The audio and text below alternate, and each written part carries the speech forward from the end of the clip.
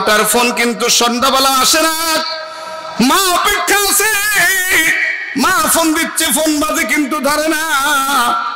সন্ধ্যাবেলা নয়, সকালবেলায় একবার ভোর হইছে মাত্র, মা শুনতে পাচ্ছে যে একটা গাড়ির আওয়াজ, একটা পিকআপের আওয়াজ বাড়ির সামনে চলতেছে। কি ব্যাপার আওয়াজ? মায়ের কলিজার ভিতর লাগছে রে যুবক। চলে আসতে দৌড়ে এসে দেখে সন্তান আমার পিকআপের মধ্যে শোয়া। যেই সন্তান মায়ের সাথে সাক্ষাৎ করবে, মা সন্তানের চেহারা দেখে বলবে, বাবা সন্তান তোর চেহারা শুকায় গেছে কেন? আগে 2টা খেয়ালা, তারপরে কথা বলবি। সন্তান খেলনা নিতে দৌড়ে আসবে, কিন্তু সন্তান মা উভয়ে কান্না জড়িত কণ্ঠে আসছে। সবুজ একটা পিকআপের মাঝে একটা খাটলার মধ্যে কাপড় দিয়ে ঢাকা আছে একটা লাশ। মুহূর্তের মধ্যে ইরানির আনন্দ বিলীন হয়ে গেল। পুরা বাড়িতে সুখের ছায়া, পুরা গ্রামের সুখের ছায়া। ঈদের কেনাকাটা পড়ে থাকে, কবরে যেতে হয়। মেয়ের বিবাহ কমপ্লিট করা, আগামীকাল কি বিবাহ, বাবা আজকে চলে যায়। এমন পরিস্থিতি আর পরিবেশ আমাদের জীবনে হইতেও পারে। এই জন্য হযরতের কথা একটা আমি মনে আছি, হাজারো ব্যস্ততার মধ্য দিয়ে সময় বের করে আমার মালিকের সাথে সম্পর্ক রাখা হলো বুদ্ধিমান মুমিনের কাজ। আলহামদুলিল্লাহ, পেড়ৌলি ইউনিয়ন আহলুস সুন্নাত ওয়াল জামাহ ওলামায়ে কেরাম ও যুব সমাজের উদ্যোগে আয়োজিত আজিমুশ শান ওয়াজ মাহফিল আয়োজিত নুরানি কোরআনী মাহফিলের সম্মানিত সভাপতি, আমাদের সকলেরই মুরব্বী, প্রিয় মানুষ, আজকের মাহফিলের সম্মানিত মধ্যমণি, প্রধান অতিথি এবং আমাদের আসবেন খুলনার হজরত, মঞ্চে মাদ্রাসার সম্মানিত সভাপতি হযরত ওলামায়ে কেরাম, অনেক ওলামায়ে কেরাম এসেছেন যাদেরকে মঞ্চে বসতে দেওয়া দরকার ছিল। অনেকেই নিজেকে ইনকিসারি করে ময়দানে বসে বয়ান শোনা ভালো মনে করেন।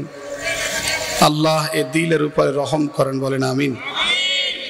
মুরব্বিয়ান আওয়াম, আমার পরিচিত মানুষেরা, যুবক বন্ধুরা, পর্দানশীল মা ও বোনেরা, আল্লাহ সুবহানাহু ওয়া তাআলার শাহী দরবারে শুকর, আল্লাহ আমাদেরকে এক জান্নাতি পরিবেশে উলামায়ে কেরামের সোহবতে, দ্বীনের নিসবতে হায়াতের কিছু সময়কে গুনাহ মুক্ত পরিবেশে বসায় রাখার সুযোগ করে দিয়ে আল্লাহ আমাদেরকে উপস্থিত করে দিয়েছেন। আলহামদুলিল্লাহ।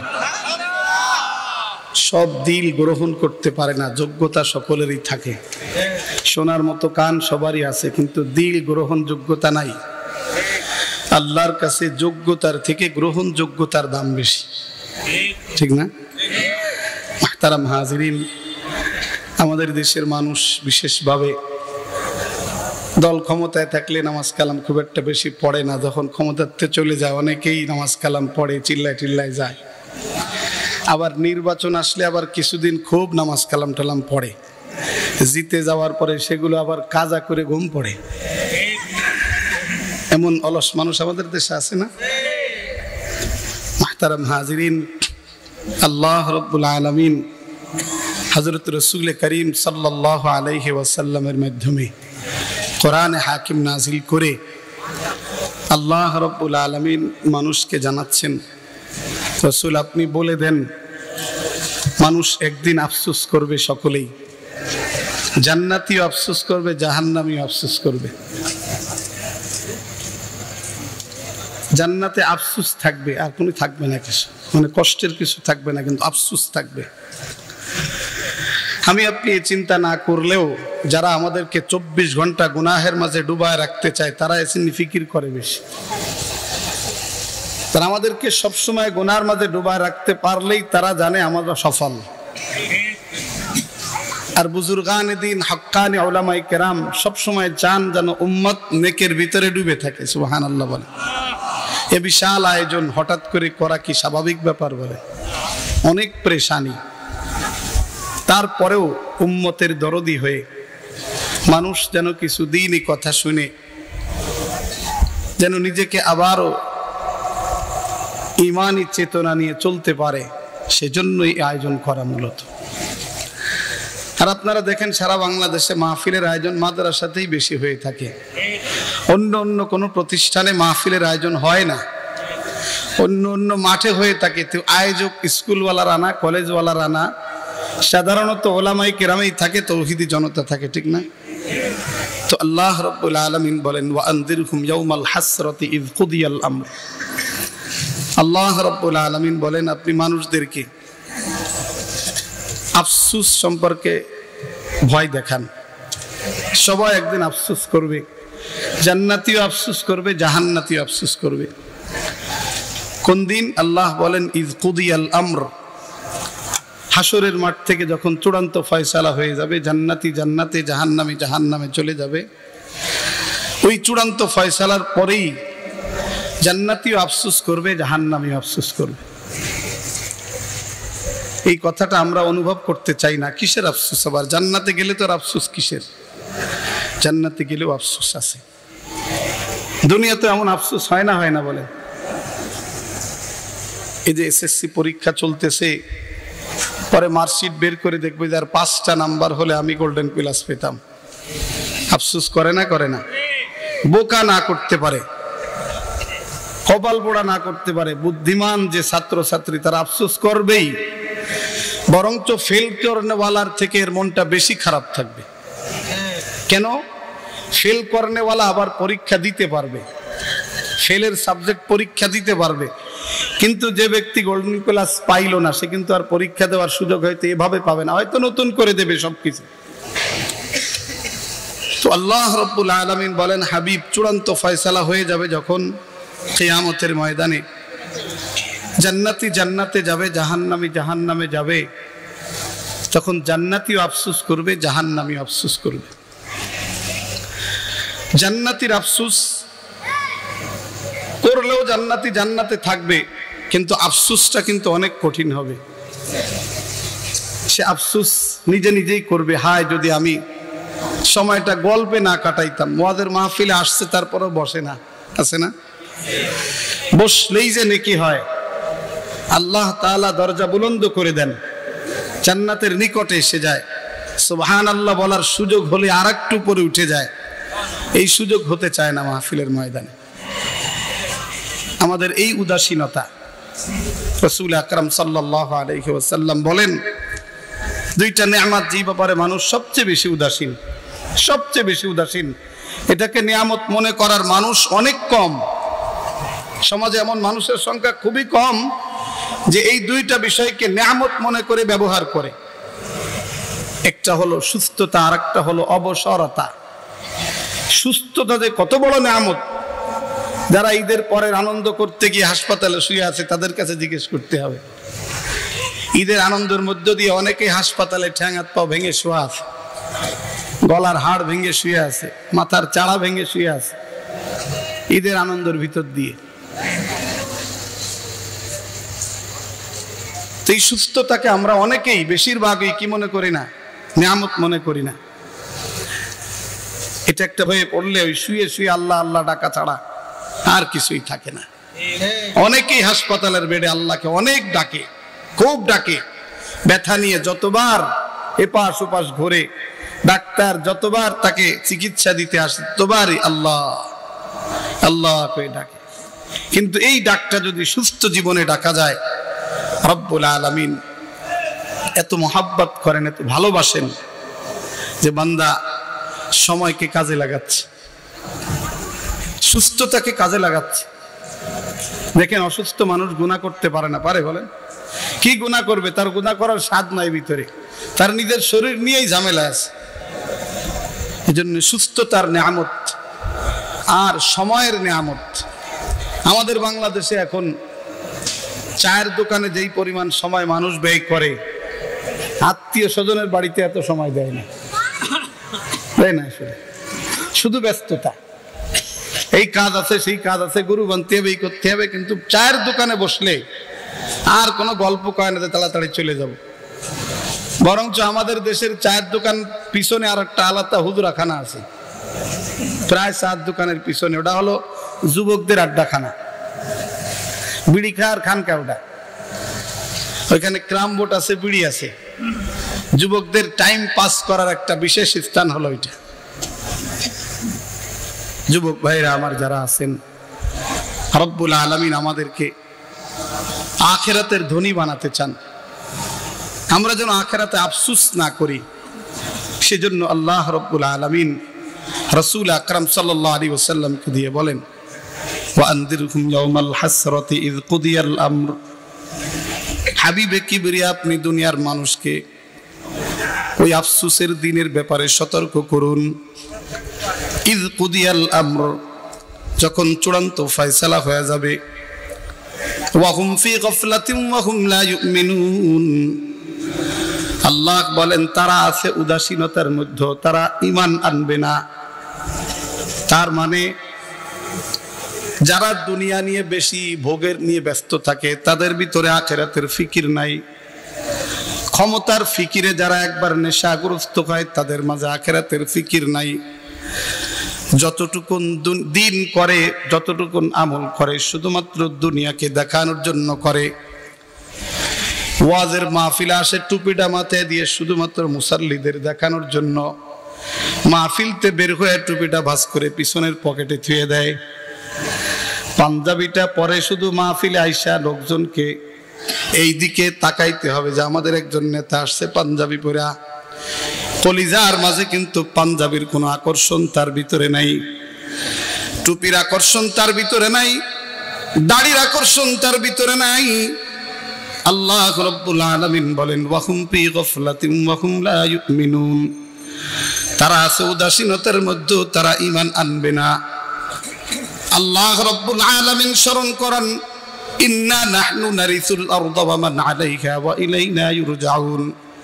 আল্লাহ বলেন, নিশ্চয়ই আমি এই জমিনের উত্তরাধিকারী। তার মানে এই জমিন একদিন শুধু আমি আল্লাহর মালিকানায় হবে, আর কারো মালিকানায় থাকবে না, আর কারো মালিকানা চলবে না। সেখানে দুনিয়াতে মালিকানার পরিবর্তন হয়, একজন যায় একজন আসে, চেয়ারের মালিকানার পরিবর্তন হয়, কিন্তু একটা দিন আসবে আল্লাহ বলেন, ইন্না নাহনু নারিসুল আরদা, নিশ্চয়ই আমিই হব জমিনের একমাত্র মালিক।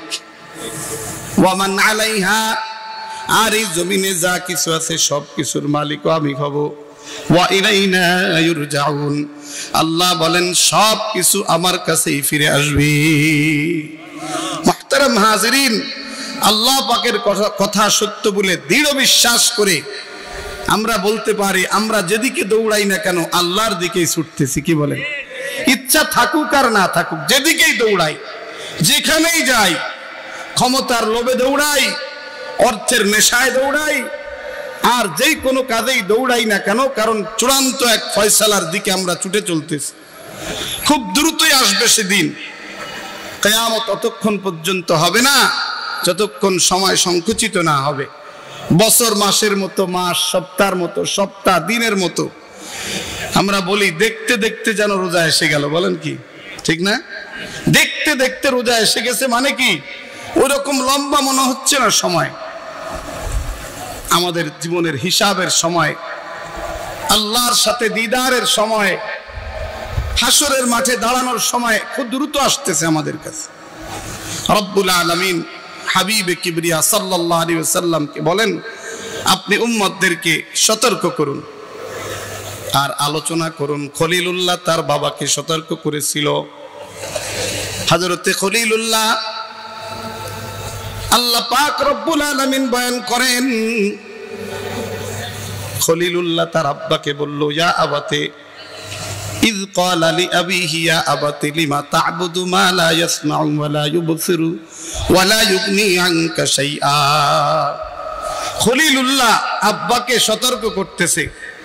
আমাদের সমাজে এমন কিছু সন্তান আছে, সন্তানের মুখে দাড়ি আছে, টুপি আছে, নামাজ আদায় করে, কিন্তু বাবা মসজিদের দরজা দেখতেও পারে না, সুযোগ নাই, সময় নাই। আছে না এরকম? অনেক সন্তানের বাপ আছে, যদি বলে বাপ, তো বাপ কেমন যেন কানার মতো বসে থাকে, শোনে না মনে হয়। কলিজার দরজা বন্ধ হয়ে গেছে। আল্লাহ তাআলা মাহফিলে যাদেরকে আনছেন, যুবক বন্ধু বিশেষ করে, নিজের কর্মের কারণে কলিজার দরজা যেন বন্ধ হয়ে যায় না ভাই। যারা গুনাহের মাঝে ডুবে থাকে তাদের কলিজার দরজা বন্ধ করে দেয় আল্লাহ তাআলা। ওয়াকানা আমরুহু ফুরুতা, যারা সর্বক্ষণ গুনাহ নিয়ে ডুবে থাকে, তওবা করার মেজাজ নাই, নেক আমলের দিকে দৌড়ানোর মেজাজ নাই, কলিজা বন্ধ হয়ে যায়। যুবক, হায়াত থাকতে দরজা খুলে দিও, হায়াত থাকতে কলিজার দরজা খুলে দাও। আজকে এক মজলিস উলামায়ে কেরাম, তলাবায়ে ইলম আসবেন। একজন মুত্তাকি আরিফ বিন হাবিব সাহেব সাধারণ বক্তা হিসেবে দেখলে হবেন, একজন সত্যিকারে মুত্তাকি। আল্লাহ আমাকে তার সাথে অনেক সময় মাহফিলে দেওয়াইছেন। সত্যিকার একজন মুত্তাকি মানুষ। আসো যুবক বন্ধু, বসে যাও এখানে, হৃদয়ের তালা খুলে দাও। তুমি যদি তালা না খোলো হৃদয়ের, রব তোমাকে নূরে হেদায়েত দিবেন না, তুমি সফল হতে পারবা না। তুমি হবে হতভাগ্যদের অন্তর্ভুক্ত, তুমি হবে কপাল পোড়াদের অন্তর্ভুক্ত।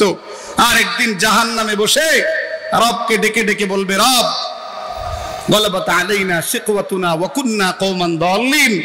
হে আল্লাহ, আমার দুর্ভাগ্য আমার উপরে বিজয়ী হয়েছে, আমার হতভাগ্য আমার উপরে বিজয়ী হয়ে আমাকে আজকে জাহান্নামে নিয়ে আসছে। আখরিজনা মিনহা, আপনি আমাকে এখান থেকে বের করেন। ফাইন উদনা ফাইন্না যালিমুন। যুবক, তালা খুলে দাও। হযরত রাসূল করিম সাল্লাল্লাহু আলাইহি ওয়াসাল্লাম চাচার হৃদয়ের তালা খুলতে চেয়েছিলেন, কিন্তু তার সাথীরা তার তালা খুলতে দেয় নাই। ফলে রাসূল আকরাম সাল্লাল্লাহু আলাইহি ওয়াসাল্লামকে এত স্নেহ, এত মমতা দিয়ে যে দেখভাল করেছেন, সে দুনিয়া থেকে কলেমা ছাড়া বিদায় হয়েছে। রাসূল আকরাম সাল্লাল্লাহু আলাইহি ওয়াসাল্লামের চাচা আবু তালিব, খাজা আব্দুল মুত্তালিবের ইন্তেকালের পরে রাসূল পাক সাল্লাল্লাহু আলাইহি ওয়াসাল্লামকে তার দায়িত্বে দেখভাল অর্পণ করে যান। আবু তালেব দেখছে নবীকে, অনেক দেখেছে, এক অন্নভুক্ত সংসারে রেখেছেন। রাসূল পাক সাল্লাল্লাহু আলাইহি ওয়াসাল্লামের প্রথম বিবাহ দিয়েছেন। এত কিছু করে নবুয়ত প্রাপ্তির পরেও কাফেরদের কত রক্তচক্ষুকে উপেক্ষা করেও আল্লাহর হাবিবের মিশন চালাতে বলে দিয়েছেন, তুমি তোমার কাজে লেগে থাকো। এই চাচা যখন দুনিয়া থেকে বিদায় হয়, হযরত রাসূল করিম সাল্লাল্লাহু আলাইহি ওয়াসাল্লামের হৃদয় ভার হয়ে গেছে। আমার চাচা কালেমা ছাড়া চলে যাচ্ছে, হায় আফসোস। রাসূলের দরদ মাখা কলিজা ভার হয়ে গেছে। পাশে বসে গেছেন, চাচা কালেমাটা পড়ে নেন। আল্লাহর হাবিবের মিষ্টি মুখের কথা তো হৃদয়ে লাগে। আবু তালেব স্নেহ মাখা কথা দিয়ে, আবু তালেবের অবস্থা কিছুটা নরম নরম, কিন্তু সাথীরা তাকে দিল না তাকে। আল্লাহর হাবিব কলিজা এত ভার হয়েছে, যেন মনে হয় রাসূল পাকের কাছে যদি নূরে হেদায়েত থাকতো, চাচার কলিজা ফেড়ে ঢুকায় দিত। সুবহানাল্লাহ। আল্লাহ তাআলা দেখেন, আমার হাবিবের কলিজার মাঝে এত ভার হয়েছে, সান্ত্বনা দেওয়া লাগে। আল্লাহ রাব্বুল আলামিন বলেন, জিবরাইল যাও, আমার হাবিব পাককে একটু সান্ত্বনা দাও। কি সান্ত্বনা? নবী যেন নিজেকে যেন ধ্বংস করে ফেলবেন, উম্মত যদি ঈমান গ্রহণ না করে, নবী যেন কষ্টের মধ্যে আছেন। আল্লাহ বলেন, জিবরাইল যাও, যাইয়া আমার হাবিবে পাকের কাছে আমারে বাণী শুনায় দাও। ইন্নাকা লা তাহদি মান আহবাবতা ওয়ালাকিন্নাল্লাহা ইয়াহদি মান ইয়াশা। হ্যাঁ যুবক বন্ধুরে আমার, চক্ষু বন্ধ করে বসে দেখবে, হায়াতের চাইতে গুনাহের পাওয়ার বেশি। রবের সাথে সম্পর্ক আমি ভালো করি নাই, অথচ রব্বে কারিম আমারে অনস্তিত্ব থেকে অস্তিত্ব দান করেছেন। আলাম নাখলুকুম মিন মাইন মাহিন। ও যুবক, এত সুন্দর বডি পাইছো কোথায় তুমি? এত শক্তি কোথায় পাইছো? নাফরমানি রাতকে রাত করতেছো, কোথায় শক্তি পাইলা? আমি নাফরমানি করার শক্তি তোমাকে দেই নাই, তোমাকে বন্দেগীর শক্তি দিয়েছিলাম, কিন্তু লাগাইছো নাফরমানিতে। আজকে আস্তে আস্তে হৃদয়ের দরজা বন্ধ হয়ে যাচ্ছে রে যুবক।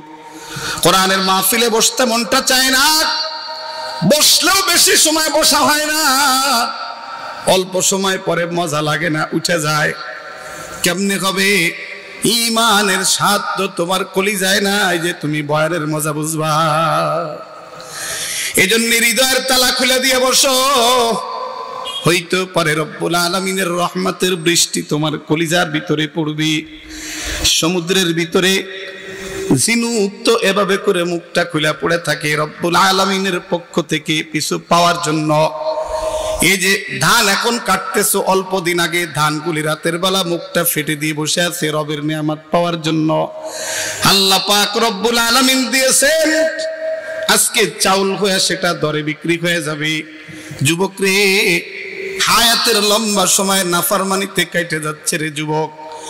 খুব শক্তির সময়টা আল্লাহর নাফরমানিতে ব্যয় হচ্ছে। আফসোস করবা, কিন্তু সেদিনের আফসোস কিন্তু আর শেষ হবে না।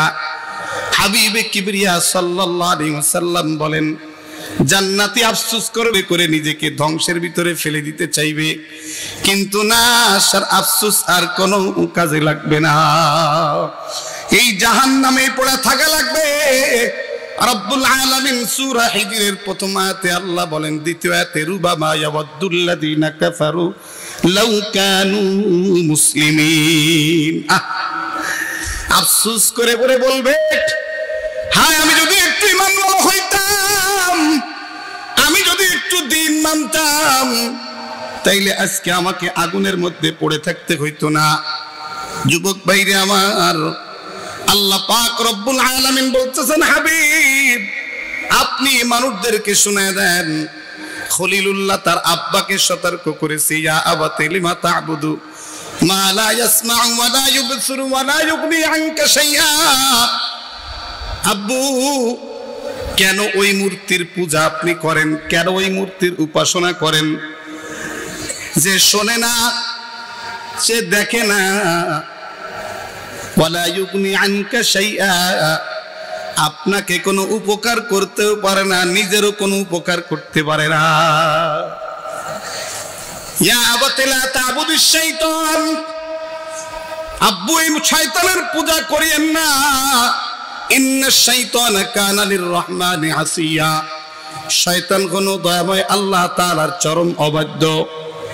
ইয়া আবাতি ইন্নী ক্বাদ জাআনি মিনাল ইলম, আব্বু আমি আপনার কাছে আল্লাহর পক্ষ থেকে এক নূরে হেদায়েত নিয়ে আসছি। ইয়া আবাতি ইন্নী ক্বাদ জাআনি মিনাল ইলম মা লাম ইয়াতিকা, যা আপনার কাছে আসে নাই, আপনার কাছে নাই। ফাত্তাবি'নি আহদিকা সিরাতান সাওয়িয়া, আপনি আমার ইলমের অনুসরণ করেন তো আমি আপনাকে আল্লাহ পর্যন্ত পৌঁছার সহজ রাস্তা দেখাই দিব।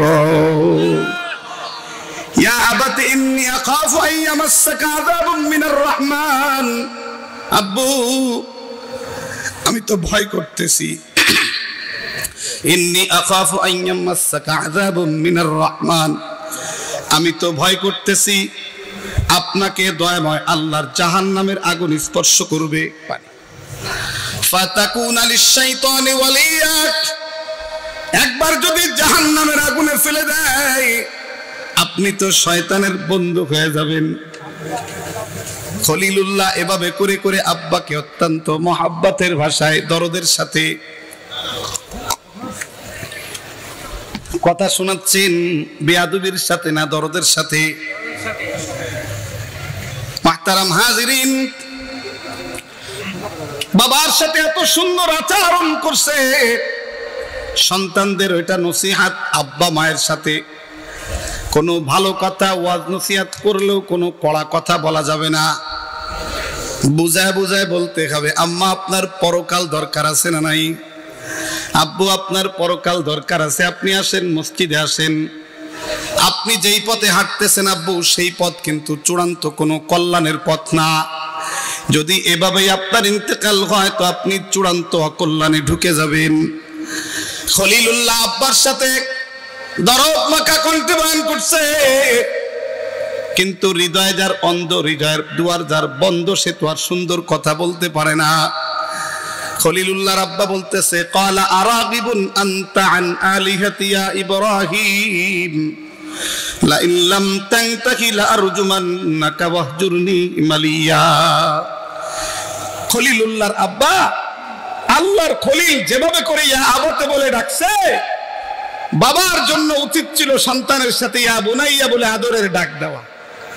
খলিলুল্লাহ যেমন ইসমাঈল আলাইহিস সালাতু ওয়াস সালামকে বলতেছেন, ইয়া বুনাইয়া ইন্নী আরা ফিল মানাম, স্নেহের ছেলে আমার, আমি রাতে স্বপ্ন দেখেছি আযবাহুকা, তোমাকে জবাই করতেছি। সন্তান অত্যন্ত আদরের সাথে যত্নের সাথে মানে অত্যন্ত সম্মানের সাথে বলে ইয়া আবাতি ইফআল মা তুমার, আব্বু আপনার আদিষ্ট বিষয় আপনি বাস্তবায়ন করেন। সাতাজিদুনি ইনশাআল্লাহু মিনাস সাবিরিন, আল্লাহর হুকুম আমার পরে বাস্তবায়ন আপনি করবেন, আমাকে ধৈর্যশীলদের অন্তর্ভুক্ত পাবেন, আমি অধৈর্য আর বিচলিত আল্লাহর নাফরমান হব না।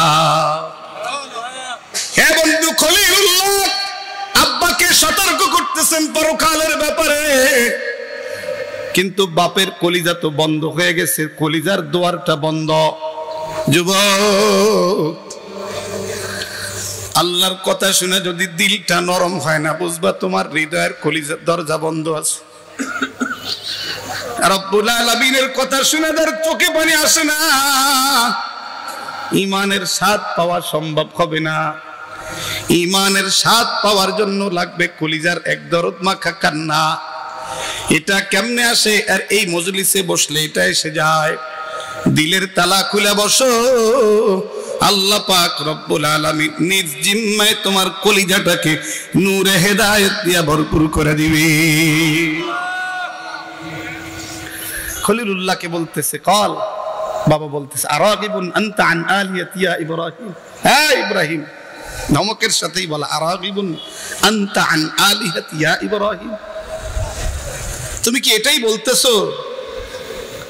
আনতা আন আলিয়াতি ইয়া ইব্রাহিম, আরাগিবুন আমি যে মূর্তির পূজা করি, আলিহাতি তুমি সেই মূর্তি থেকেও দূরে সরে যাচ্ছ।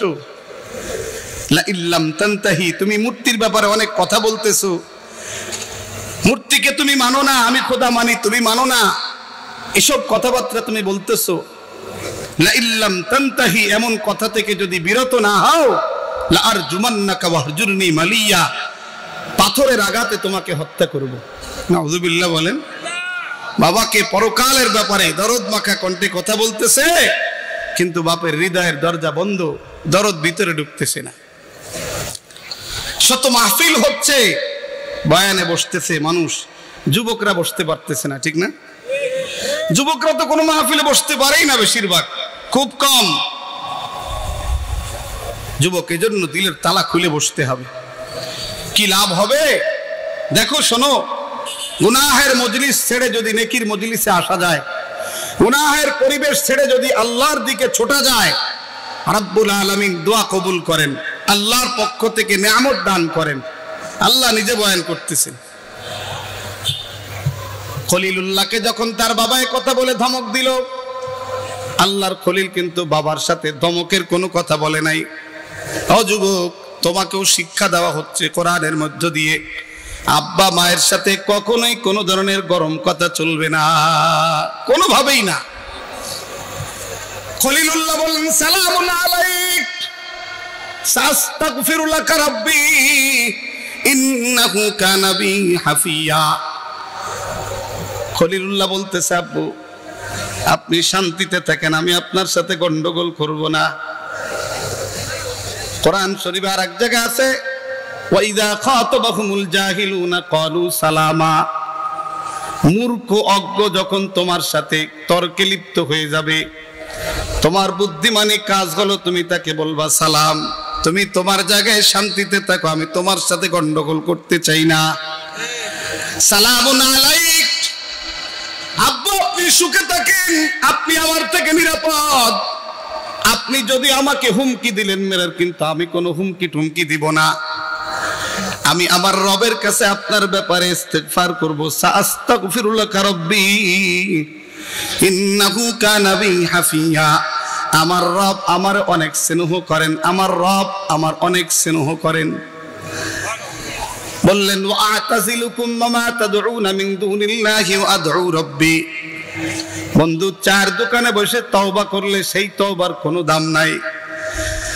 মুসলমানের ঘরের মধ্যে 20 লাইন ওয়াইফাই লাইন, প্রত্যেকের হাতে হাতে বড় মোবাইল, রুম থেকে গানের আওয়াজ, প্রত্যেক রুম থেকে সিনেমা টেলিভিশনের আওয়াজ, টিকটকের আওয়াজ, নাটকের আওয়াজ। এই ঘরে বসে তওবা করলে ওইভাবে তওবা না। আল্লাহ বলতেছেন, ইব্রাহিম বলল ওয়া আতাজিলুকুম ওয়া তাদউনা মিন দুনিল্লাহি ওয়া আদউ রাব্বি ওয়া আতাজিলুকুম। আব্বু, আপনার সংসারে থাকার ইচ্ছা আমার নাই, আপনার একান্নভুক্ত সংসারে আমি থাকবো না। যেই ঘরে আমার রবকে নিয়ে থাকা যায় না ওই ঘরে আমি আর থাকতে চাই না। আতাজিলুকুম ওয়া মা তাদউনা মিন দুনিল্লাহ, আর ওই মূর্তি যার পূজা তুমি করো আমার আল্লাহকে বাদ দিয়া, এই দুইটা থেকে আমি এখন নিজেকে আলাদা করে নিলাম। ওয়া আদউ রাব্বি, আমি আমার রবের দিকে ছুটলাম, আমি আমার রবকে ডাকবো। আসা আল্লাহ আকুনা বিদুআই রাব্বি শাকিয়া, আমি আমার রবের কাছে আশা করি আল্লাহ আমাকে বঞ্চিত করবেন না। আল্লাহ বলতেছেন ফালাম্মা তাসালাকুম ওয়া মা ইয়াবুদুনা মিন দুনিল্লাহ, আল্লাহ বলেন খলিলুল্লাহ যখন এই মূর্তির পরিবেশ থেকে দূরে চলে আসে, মূর্তির পরিবেশ থেকে আলাদা হয়ে গেল, আল্লাহ পাক বলেন ফালাম্মা তাসালাকুম ওয়া মা ইয়াবুদুনা মিন দুনিল্লাহ, আর ওই মূর্তি থেকেও যখন তিনি নিজেকে সরায় নিয়ে আসলেন, বাবার মূর্তির ঘরে থাকবেন না, বাবার ঘরেও থাকবেন না। আবনা লাহু ইসহাক ওয়া ইয়াকুব, আমি আল্লাহ সন্তান ইসহাককে দান করলাম আর পুতা ইয়াকুবকে দান করলাম। একজন বাবা যদি সত্যিকারে নেককার হয়, আল্লাহ পাক রব্বুল আলামিন তার ঔরস থেকে নেকের এই স্রোত ধারা জারি রাখেন। আর নমুনা দেখেন, ইসহাক আলাইহিস সালাম ইব্রাহিম আলাইহিস সালামের ছেলে, ইয়াকুব আলাইহিস সালাম ইব্রাহিম আলাইহিস সালামের পুতা। হাজারো নবী ইয়াকুব আলাইহিস সালামের বংশে।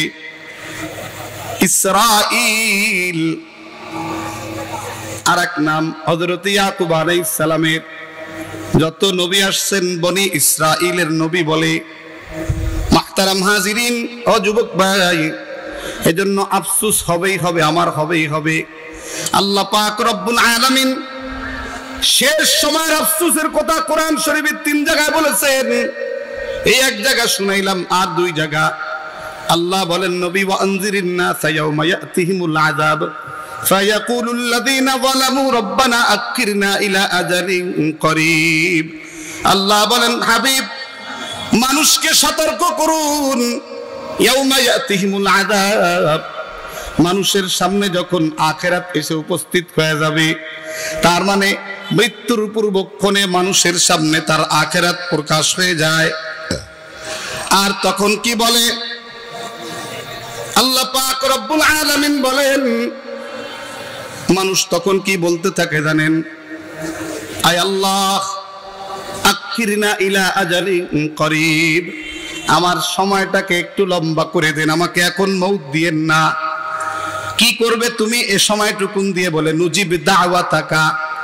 আল্লাহ বলেন বান্দা এভাবেই বলবে, নুজিব দাওয়াতাকা ওয়া নাত্তাবিউর রাসূল। আল্লাহ বলেন বান্দা বলবে, আল্লাহ আপনার পক্ষ থেকে ঈমানি দাওয়াত, আমলের দাওয়াত, নেক আমলের দাওয়াত, আল্লাহ আপনার পক্ষ থেকে যত দাওয়াত আছে, তার মানে আপনার যত হুকুম আহকাম আছে, সব হুকুম আহকাম আমি কবুল করে নিব। নুজিব দাওয়াতাকা, আজকে কবুল করতেছি না আমরা, কিন্তু সেদিনে কথা বলবো নুজিব দাওয়াতাকা। আর একটা কথা ওয়ানাত্তাবিউর রাসূল, তার মানে আল্লাহ আপনার সব হুকুম আপনার পাঠানো নবীর তরিকার উপরে পালন করব, আমল করব, বাস্তবায়ন করব।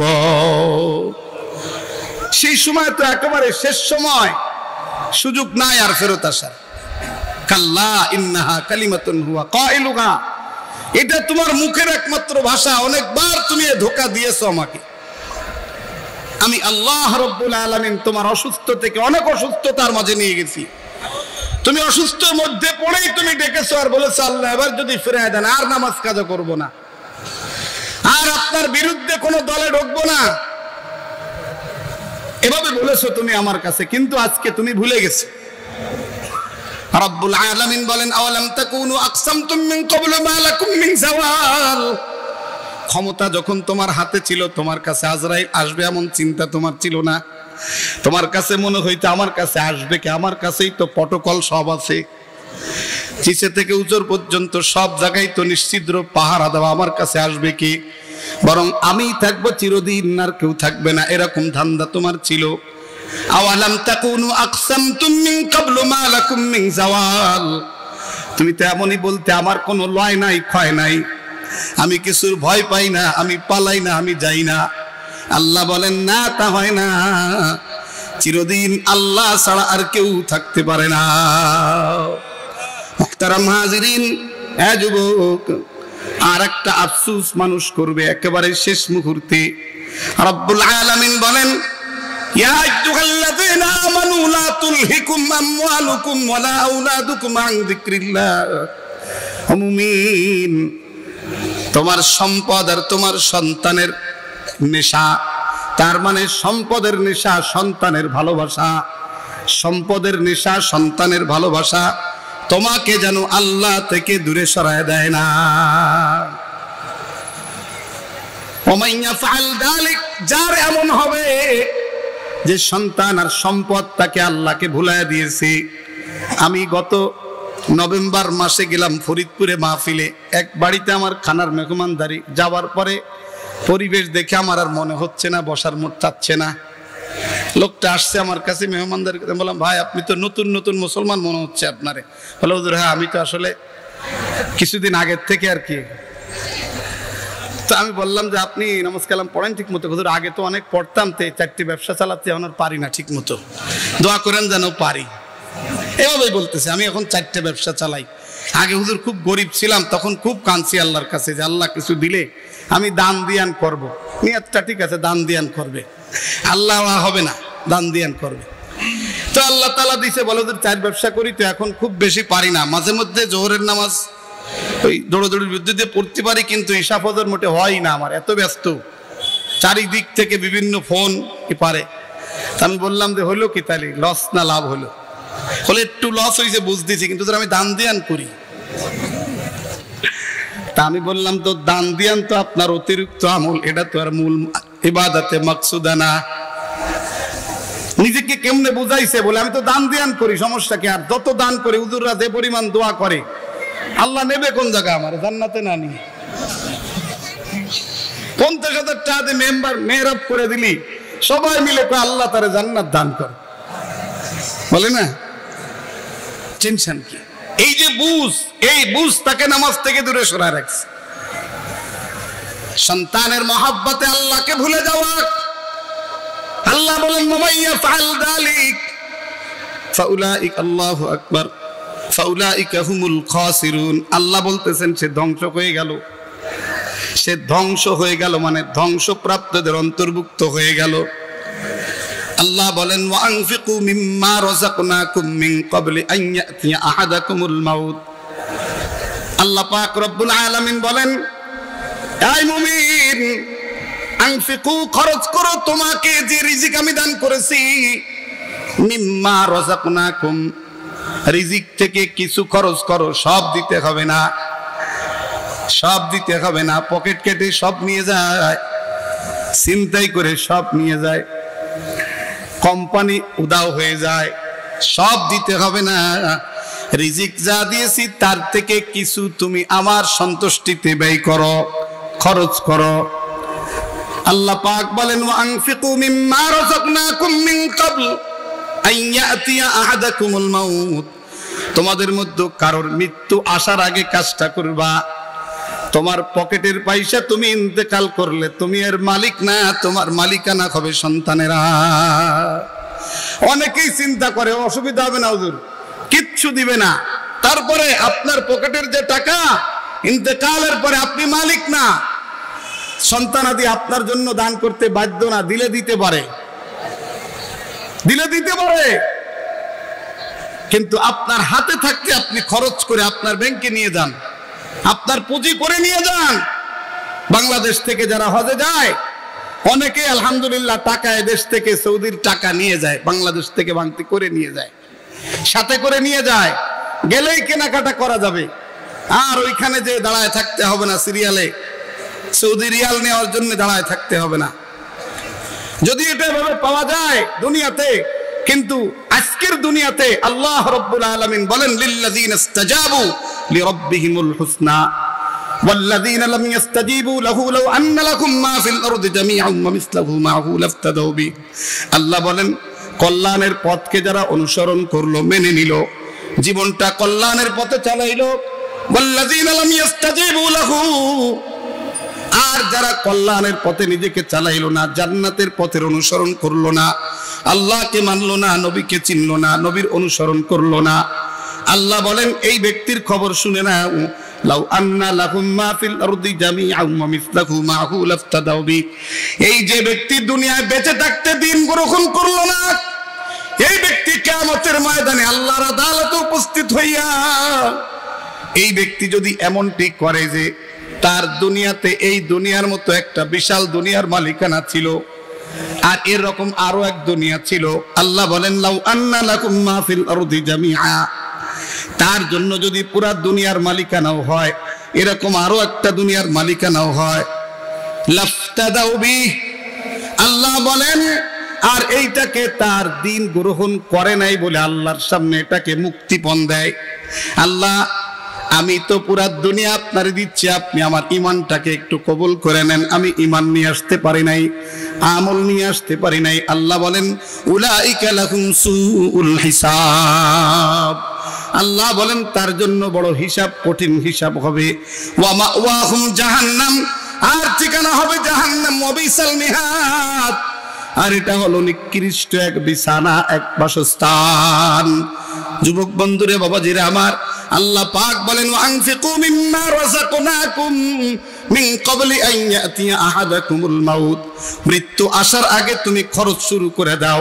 যতক্ষণ হাতে আছে নফসের সাথে মুজাহাদা করে করে খরচ করো খরচ করলেই দেখবা নফস ঠান্ডা হয়ে গেছে খরচ না করা পর্যন্ত টাইনা রাখবে বলবে এখনো টাকা ভাঙতি করা যাবে না অনেক ধনী দেশে আছে ব্যাংকের টাকা ভাঙ্গা যাকাত দেয় না কয় 60 লাখ টাকা আছে ওইখান থেকে দেওয়া লাগবে না পরে টাকা হাতে আসলে দিব আল্লাহ বলে তুমি পারবে না শোনো পারবে না যখন দুনিয়া থেকে বিদায় হবে তুমি তখন আমাকে বলবে ফায়াকুলা রব্বি তখন সে আল্লাহকে ডেকে ডেকে বলবে লাউলা আখরতানি ইলা আজালিন করিব আল্লাহ আমার মউতটাকে আর একটু বিলম্ব করে দিলেন ফাসাদদাকা ওয়া আকুম মিনাস সালিহিন আমি তো সব সম্পদ আপনার খুশিতে সদকা করে দিব দেন একটু ফিরিয়ে দাও আমার যত ব্যাংকে টাকা আছে সবগুলো সদকা দিয়ে দেব সব দিয়ে দেব ওয়া আকুম মিনাস সালিহিন কার হয়ে যাব আমার নেককার হওয়ার পিছনে কোনো ঘাটতি থাকবে না আল্লাহ পাক রব্বুল আলামিন বলবেন বলেছেন কোরআন শরীফে ওয়ালান ইউআখিরাল্লাহু নাফসান ইযা জাআ আজালুহা আখিরাল্লাহু নাফসান ইযা জাআ আজালুহা কোন সত্তাকে কোন নফসকে নির্দিষ্ট সীমানা আসার পরে আর সময় দেওয়া হয় না মুহতারাম হাজিরিন এজন্য সময়কে মূল্যায়ন করে করে কাজে লাগানো দরকার সময়ের মূল্যায়ন করে যারা বুদ্ধিমান তারা অনেক দামি হয়ে যায় যত বেশি সময়কে কাজে লাগানো যায় সময় আছে তো কোরআন শরীফ মুখস্থ থাকলে কোরআন তেলাওয়াত চলতে থাকুক যদি সময় থাকে ওযু করে কোরআন শরীফ বসে যাওয়ার তাহলে সময় থাকুক আজানের পরে অনেকে ফ্রি বসে থাকে বলে চিন্তা করে মসজিদে যে সুন্নাতের টাইমের আগে যাব কেন আগে আগে ওযু করে ঢুকে সুন্নাত পড়ে তেলাওয়াত করলেই তো হয় আল্লাহ পাকের কালামের তেলাওয়াত আর পরকালের জবাবদিহিতা মৃত্যুর স্মরণ মানুষের হৃদয়কে পরিষ্কার করে দেয় হাবিবে কিবরিয়া বলেন না হাযিহিল কুলুব তাসদাউ কামা ইয়াসতাউল হাদিদু ইযা আসাবাহুল মা আল্লাহর নবী বলেন মানুষের এই কলবটা এই মানুষের এই অন্তরটা ময়লা হয় জং লেগে যায় আর লাগতে লাগতে কি হয় আল্লাহ পাক রব্বুল আলামিন বলেন কাল্লা বাল রানা তাদের কলিজার ভিতরে মরিচিকা পড়তেছে প্রতিদিন নয় যুবক প্রত্যেকটা মুহূর্ত বসে বসে গুনাহের মাঝে ডুবে আছে সগীরা গুনাহ না গুনাহ কবিরা ফেসবুক ইন্টারনেট অবৈধ নারীর নগ্ন নারীর দেহ অবৈধ নারীর গান বাজনা সব কিছু শুনতে শুনতে যুবক তার অন্তরটাকে একেবারে মরিচিকায় ফেলা দিছে মরিচিকা আল্লাহর হাবিব সাল্লাল্লাহু আলাইহি ওয়াসাল্লাম বলেন ওই অন্তরটা কেমন হয় জানো? উপুড় করা পাত্রের মতো হয়ে যায়। কোন পাত্র যদি উপুড় করে রাখা হয় তার ভিতরে যেমন কোনো কিছুই রাখা যায় না, যে অন্তর গুনাহের মাঝে ডুবে থাকতে থাকতে থাকতে থাকতে মরিচিকা বানায় ফেলে, ওই অন্তরটা আল্লাহ পাক অযোগ্য করে এভাবে রাখেন না, উপুড় করে দেয়। আল্লাহ আমাদের দিলকে আপনি এভাবে করে দেন না। আমাদের গুনাহের কারণে দিল যদি সোজা থাকে, আশা করা যায় যে আল্লাহ পাক আমাকে নূরে হেদায়েত দিবেন। কিন্তু আমার কর্মের কারণে, আমার নাফরমানির কারণে আল্লাহ যদি আমার দিলটাকে উপর করে দেন, কেউ আর হেদায়েত দিতে পারবে না, কেউ আর হেদায়েত দিতে পারবে না। আমি হতভাগ্যদের অন্তর্ভুক্ত হয়ে দুনিয়া থেকে বিদায় হয়ে যাব। যুবক ভাইরা আমার, এই জন্য আসো, আল্লাহ পাকের নবী বলেন এই অন্তরটা মরিচিকা পড়ে যায়। লোহায় যেমন পানি লাগলে, নোনা লাগলে মরিচিকা পড়ে, আর দীর্ঘদিন এভাবে পড়তে থাকলে লোহার থাকে না, শুধু মরিচিকাই থাকে। ওতে আঘাত করলে যেমন সব শেষ হয়ে শুধু মরিচিকাই পড়ে। যুবক, তোমার আমার জিন্দগির চলাফেরা, তোমার আমার জিন্দগির কাজকর্ম সবটাই যেন আল্লাহর নাফরমানিতে চরমভাবে ডুবানো। আমাদের অন্তরগুলি মরিচিকা পড়ে পড়ে শেষ হয়ে গেছে। যুবক, সময় আছে এখনো পর্যন্ত। তোমাকে আল্লাহর নামের ডাক তোমাকে উদ্বুদ্ধ করে। কোরআনের মাহফিলের কথা শুনলে তোমার হৃদয় টান লাগে। এখনো জঙের মধ্যে তোমার ঈমানের রড এখনো কিছুটা তাজা আছে। এসে বসো ময়দানে, বয়ান শুনো, বুজুর্গানে দিনের দিল থেকে কথা শুনো। ওই জঙের আঘাতে, ওই কথার আঘাতে আঘাতে হয়তো তোমার হৃদয়ের জং করে আবার তোমার দিলটা আল্লাহর হেদায়েত পাওয়ার মতো পাত্র, যোগ্য পাত্র হয়ে যাবে। এই জন্য যুবক বন্ধুরে আমার, সাহাবায়ে কেরাম তোমার আমার মতো লম্বা সময় কিন্তু অনেকেই পায় নাই। তোমার আমার বয়স 40, 45, 50 হতে যাচ্ছে, কারো বয়স 70, 80। এত লম্বা সময় সাহাবায়ে কেরাম পান নাই। নবী পাকের 23 বছর জীবদ্দশায় নবী পাককে পেয়েছেন, কিন্তু তাদের খাহেসাতকে এমন ভাবে তারা দমাইছেন, তাদের মনের চাহিদাকে এমন ভাবে মিটাইছেন, রব্বুল আলামিন তাদের এই অবস্থা দেখে খুশি হয়ে গেছেন, খুশি হয়ে গেছেন। এখানেই শেষটা নয়, বরঞ্চ সাহাবায়ে কেরাম নিজের নফসানিয়াতকে মিটাইতে মিটাইতে এতদূর পর্যন্ত গেছে। আল্লাহ পাক রব্বুল আলামিন সূরা মুজাম্মিলের মাঝে বলেছেন, শেষ বলেছেন, সাহাবীরা সব করেছো ঠিক, কিন্তু তুমি তোমার রবের কুদরতি দিলের চাহিদা মতো করতে পারো না। তোমার কুদরতি দিলের চাহিদা পূরণ হয় নাই তোমার রবের। কবে তুমি বলো আস্তাগফিরুল্লাহ, তুমি আল্লাহ পাকের কাছে ক্ষমা চাও। বন্ধু যুবক, জীবনটারে নাফরমানিতে বেশি কাটায় ফেলছো। এই ঈদের সময় কিন্তু তোমার আমার মতো অনেক যুবক চলে গেছে। হুজুর আসলে এখানে চলে আসবেন, আমরা অন্য মনস্ক হব না। কথা হচ্ছে ইনশাআল্লাহ, দেখবেন ইনশাআল্লাহ, স্বাভাবিকভাবে দেখতে পারবেন, কোনো হুড়াহুড়ি চলবে না। আমার কথাগুলো শেষ করতে দেন। অযুবক বন্ধুরা আমার, মৃত্যু যারা ভুলে যাইয়া আমার মালিককে হারাইয়া যারা কবরে রওনা দিছ, কখন তুমি যাইবা জানা নাই। এই জন্য একেবারে বাস্তব দুইটা কথা বলে আমি দোয়া শেষ করে দিচ্ছি রে যুবক। এই রোজার মাস নয়, প্রত্যেক রমজানের শেষ আসলে ঈদের 2-1 দিন আগে 27 রাত চলে যাওয়ার পরে সারা দেশ থেকে মায়ের কোলে ফেরার জন্য সবাই ব্যস্ত হয় না, হয় না? জোরে বলেন। কেউ সন্তানের কোলে ফিরে, কেউ মায়ের কোলে ফিরে, কেউ স্ত্রীর কাছে যায়। এর যুবক, এবছর না গত বছর রমজানের আগের 28 রমজানের খবর শুনি। আমার একটু দূরের আত্মীয়, আমার বোনের চাচাতো ভাই হয়। আল্লাহু আকবার। 28 রমজান ছুটি নিয়া কোম্পানি ঢাকা কেরানীগঞ্জ থেকে ছুটি নিয়া মায়ের জন্য বাজার, বাবার জন্য বাজার, সন্তানের জন্য বাজার করে রাতের গভীরে ফোন করেছে, মা একটা সিট পেয়েছি, আমি সকালবেলায় তোমার কাছে পৌঁছে যাব। মা অনেক আগ্রহ নিয়ে সন্তানের জন্য বসরে যুবক। সন্তানও রাতের ঘুমের মাঝে উঠে একবার জিজ্ঞাসা পয়সিনি, কিন্তু মাগো দেখে রাত পোহা যায়। ঢাকা থেকে মোংলা আসতে 4 ঘন্টার বেশি, 4.5 ঘন্টার বেশি সময় লাগে না। রাত 12টার ফোন কিন্তু সন্ধ্যাবেলা আসে না। মা অপেক্ষা আছে, মা ফোন দিচ্ছে, ফোন বাজে কিন্তু ধরে না। সন্ধ্যাবেলা নয়, সকালবেলায় একবার ভোর হয়েছে মাত্র, মা শুনতে পাচ্ছে যে একটা গাড়ির আওয়াজ, একটা পিকআপের আওয়াজ বাড়ির সামনে চলতেছে। কি ব্যাপার আওয়াজ? মায়ের কলিজার ভিতরে লাগছে রে যুবক। চলে আসতে দৌড়ে এসে দেখি সন্তান আমার পিকআপের মধ্যে শোয়া। যেই সন্তান মায়ের সাথে সাক্ষাৎ করবে, মা সন্তানের চেহারা দেখে বলবে, বাবা সন্তান তোর চেহারা শুকায় গেছে কেন? আগে দুইটা খেয়ালা তারপরে কথা বলবি। সন্তান খেলনা নিতে দৌড়ে আসবে, কিন্তু সন্তান মা উভয়ে কান্না জড়িত কণ্ঠে আসছে। সবুজ একটা পিকআপের মাঝে একটা খাটলার মধ্যে কাপড় দিয়ে ঢাকা আছে একটা লাশ। মুহূর্তের মধ্যে রানীর আনন্দ বিলীন হয়ে গেল। পুরা বাড়িতে সুখের ছায়া, পুরা গ্রামের সুখের ছায়া। ঈদের কেনাকাটা পড়ে থাকে, কবরে দিতে হয়। মেয়ের বিবাহ কমপ্লিট করা, আগামীকাল কি বিবাহ, বাবা আজকে চলে যায়। এমন পরিস্থিতি আর পরিবেশ আমাদের জীবনে হইতেও পারে। এই জন্য হযরতের কথা একটা আমি মনে আছি, হাজারো ব্যস্ততার মধ্য দিয়ে সময় বের করে আমার মালিকের সাথে সম্পর্ক রাখা হলো বুদ্ধিমান মুমিনের কাজ।